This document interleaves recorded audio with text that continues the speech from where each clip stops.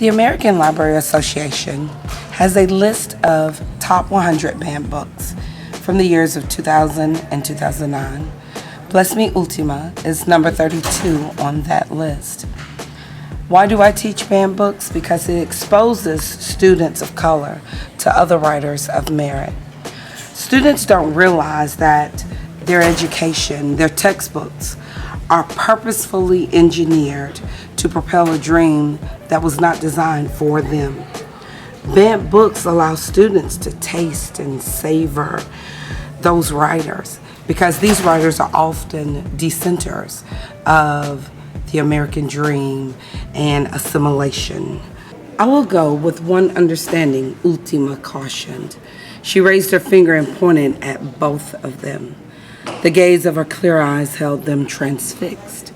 You must understand that when anyone, bruja or curandera, priest or sinner, tampers with the fate of a man, that sometimes a chain of events is set into motion over which no one will have ultimate control. You must be willing to accept this responsibility. It is these writers who understand the importance of culture. They understand that who we are is often where we are. They speak to us in ways that traditionalists, assimilationists can never do. Bless Me Ultima has opened a new world for my students. One student said just yesterday that she liked the book because it was different. And if something different about the book, then that's all the difference I need. Hey, my name is Matthew Patterson, and it's my great pleasure to talk about The Bluest Eye by Toni Morrison. Ultimately, this book is about a young girl who longs for blue eyes. She's an African American woman, and it goes through the struggle of growing up, of having sort of problems of longing, and what it means to be an American foremost, and secondary, what it means to be an African American. I absolutely love this book. This is one of the best books I've ever read in my life, and I would literally fight those who tried to take this book away from myself and my students. I'm going to read a little passage of it so we can understand and really enjoy just the sentence structure. The easiest thing to do would to be to build a case out of her foot. That's what she herself did.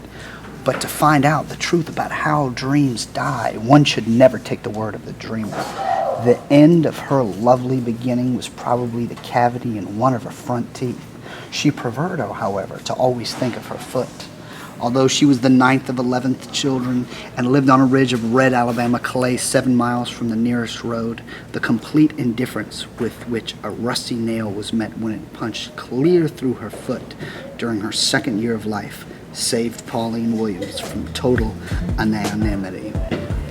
One of the reasons I love this book so much is it not only deals with the theme of existence, what does it mean to be a human being in this current age, but she tells a story with such language, such syntax, that it's truly, truly incredible. If you haven't read The Bluest Eye by America's greatest living novelist, I truly suggest you look at it, you pick it up from the bookstore, and you read it. Of all the books in this library, if I could only take one on a desert island, it would be this one. Greetings, I'm Miss Ojo, English department. In regards to this book, Things Fall Apart, it really hurts that it is a banned book, or on the verge of being a banned book. Chinua Achebe gives us a great perspective on the African culture. He zones in from another perspective that we rarely get, or European side of the story that we really always see. And then the storm burst. Okonkwo had been walking about aimlessly in his compound in suppressed anger, suddenly found an outlet. "Who killed this banana tree?" he asked. A hush fell on the compound immediately. "Who killed this tree, or are you all deaf and dumb?"